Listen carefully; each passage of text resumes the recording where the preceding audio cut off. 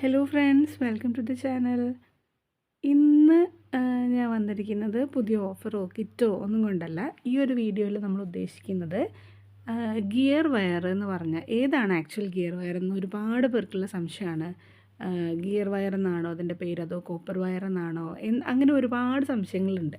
അപ്പോൾ അത് ചെറിയൊരു വീഡിയോയിൽ നമുക്കതൊന്ന് ക്ലാരിഫൈ ചെയ്യാമെന്ന് വിചാരിച്ചു. അത് ഒരുപാട് പേർക്ക് ഹെൽപ്ഫുൾ ആവുമെന്ന് എനിക്ക് തോന്നുന്നു. ഇതാണ് നമ്മളെല്ലാവരും, ഞാനടക്കമുള്ള ഒരുപാട് പേര് ഗിയർ വയറെന്ന് തെറ്റിദ്ധരിക്കുന്ന ആൾ. ഇയാളുടെ ആക്ച്വൽ പേരെന്ന് പറയുന്നത് കോപ്പർ വയർ എന്നാണ്.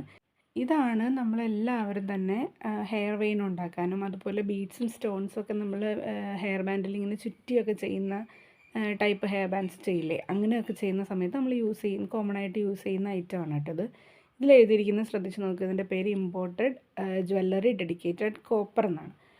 അപ്പോൾ അതുകൊണ്ടാണ് ഇതിനെ കോപ്പർ വയർ എന്ന് വിളിക്കുന്നത്. ഇത് നമുക്ക് 3mm 4mm 5mm അങ്ങനെ പല സൈസുകളിൽ അവൈലബിൾ ആണ്. അതുപോലെ കളേഴ്സ് സിൽവർ, ഗോൾഡ്, പിന്നെ കോപ്പർ കളർ, അങ്ങനെ പല കളേഴ്സിലും നമുക്ക് അവൈലബിൾ ആണ് കേട്ടോ.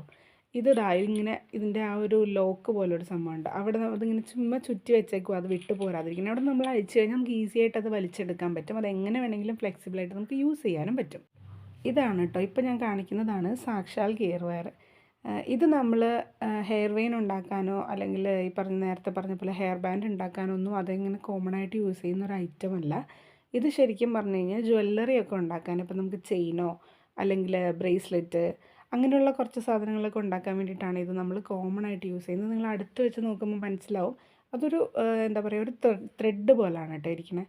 കണ്ടോ, നമുക്ക് നല്ല ഫ്ലെക്സിബിളാണ്. നമുക്ക് നമ്മുടെ ഗിയർ വയർ എന്ന് പറയുന്നത് നമ്മൾ വിളിക്കുന്ന കോപ്പർ വയറിന് ഇതുപോലെ നമുക്ക് ട്വിസ്റ്റ് ചെയ്യാനോ അല്ലെങ്കിൽ ഇങ്ങനെ എടുത്ത് വയ്ക്കാനോ ഒന്നും പറ്റില്ല. അത് വെച്ച് കഴിഞ്ഞാൽ അത് വേറൊരു ടെക്സ്ചറിലാണ് ഇരിക്കുക. ഇതിൻ്റെ ടെക്സ്ചർ വേറെയാണ്. ഞാനത് രണ്ടും കൂടെ ഒരുമിച്ച് കാണിച്ചു തരാം. ഇതാ കണ്ടോ, നമ്മൾ ഹെയർ വെയിൻ ഉണ്ടാക്കുമ്പോൾ നമ്മളിങ്ങനെ പിരിക്കത്തില്ല, അതുപോലെ പിരിച്ചു കഴിഞ്ഞാൽ ഇതിൻ്റെ ഫിനിഷിങ് വരുന്നത് ഈ ഒരു രീതിയിലാണ്. പെട്ടെന്ന് അത് വിട്ടുപോരും, അത്ര നല്ല രീതിയിൽ അത് നിൽക്കില്ല.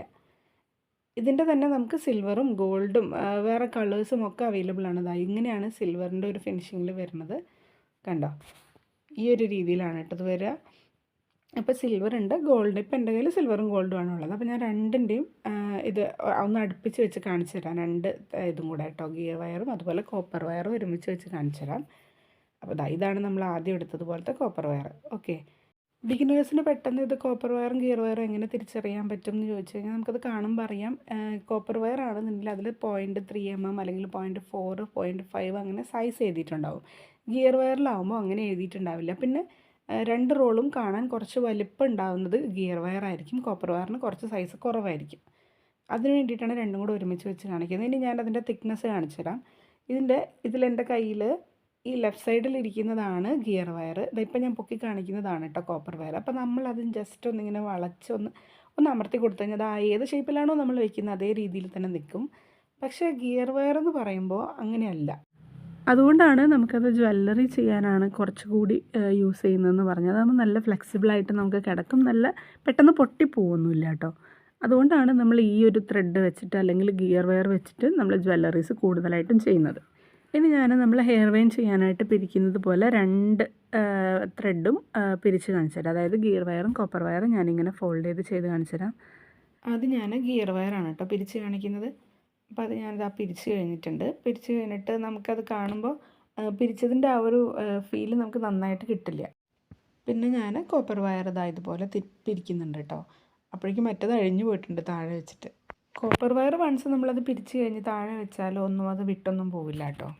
ഇങ്ങനെയാണ് രണ്ടും കൂടെ നമ്മൾ ചെയ്ത് കഴിയുമ്പോൾ കിട്ടുന്ന ആ ഒരു രീതി എന്ന് പറയുന്നത്.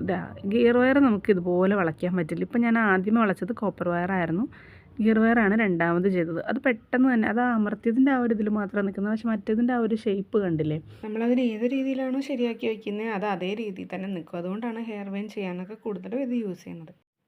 ഇപ്പോൾ ഒരുവിധം എനിക്ക് തോന്നുന്നു ഡൗട്ട്സൊക്കെ ക്ലിയർ ആയിട്ടുണ്ടാവുമെന്ന്. ഇനി എന്തെങ്കിലും ഡൗട്ടുകളുണ്ടെങ്കിൽ നിങ്ങൾ കമൻറ്റ് ചെയ്ത് ചോദിക്കുക. ഈ വീഡിയോ നിങ്ങൾക്ക് യൂസ്ഫുൾ ആയെന്ന് തോന്നുകയാണെങ്കിൽ വീഡിയോ ലൈക്ക് ചെയ്യാൻ മറക്കല്ലേ. അതുപോലെ നമ്മുടെ ചാനൽ സബ്സ്ക്രൈബ് ചെയ്തിട്ടില്ല എന്നുണ്ടെങ്കിൽ സബ്സ്ക്രൈബും കൂടെ ഒന്ന് ചെയ്യണേ. ഇനി അടുത്ത വീഡിയോയിൽ കാണാം. Thanks for watching.